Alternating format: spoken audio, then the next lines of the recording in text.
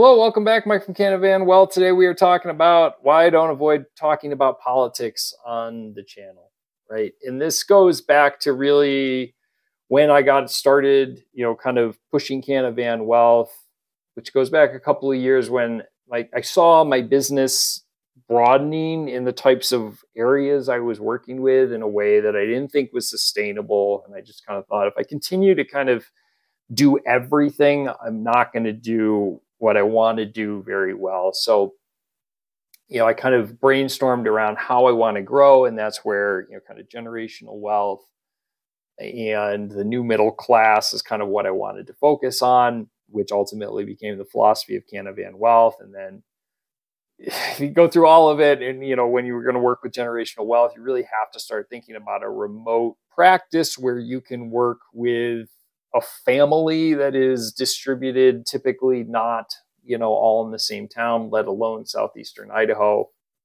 So where Canavan Wealth came and the YouTube channel, I thought about, kind of what kind of content do I want to create? The one thing I've learned working with clients over the years is they wanted me to educate them about, Social Security and all those things, but ultimately they want me to make those decisions. That's why they hired me. And what they often are chomping at the bit when they come into the office or call me to talk to me about is, what do I think about current events, right? What's going on with the debt crisis? What's going on about this? Now, I read like a monthly note, which probably prompts a lot of those questions. So I thought, well, if my old clients want to know about it, then my new clients are going to want to know about it too.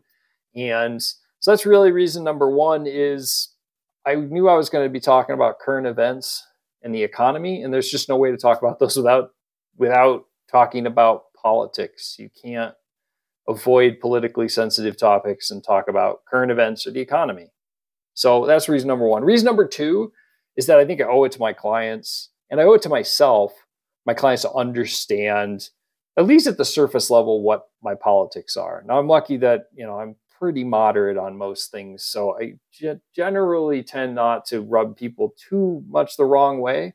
But if your politics are dramatically different than mine, and those are going to shape your economic view for the US, then it's important that we're at least not polar opposites. If you think the US economy is headed towards Mad Max world and we're going to be shooting each other in the streets, that's not my view. So we're not going to align when it comes to how we should be prioritizing your investments over the years. And the third one is, unfortunately, that I don't think we're in a great spot in the world in the US, the world really as a whole. In terms of politics, I think that's a product of social media, the current media, this kind of spot we're in this, as we've digitized and media has become more and more of a business instead of kind of like a public service utility. And I don't think we're going to get out of that without talking. I don't think we're going to improve on that by continuing to do what we've been doing, which is just kind of screaming at each other. So I think we do need to have dialogue and hear maybe some of the opinions of other people, maybe some of those in the middle.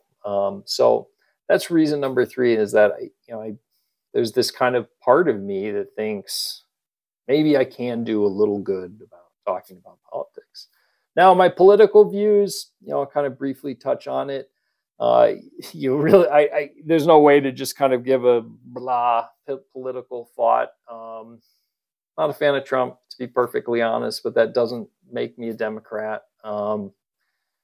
From a freedom, kind of thoughts, there in terms of who should have what rights and whatnot, I typically kind of fall in that area into the libertarian thought of, I don't care what you do. It's your life, it's your body, it's your family. I don't care what you do.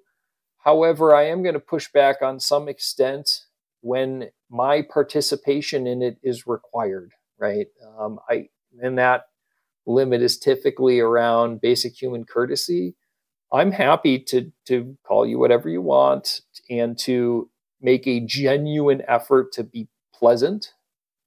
But if I am in some way required to act in a certain way for your freedom, then I'm reserve the right to draw the line there. It doesn't mean that I will, but I reserve the right to form my own opinions about what I'm required to do.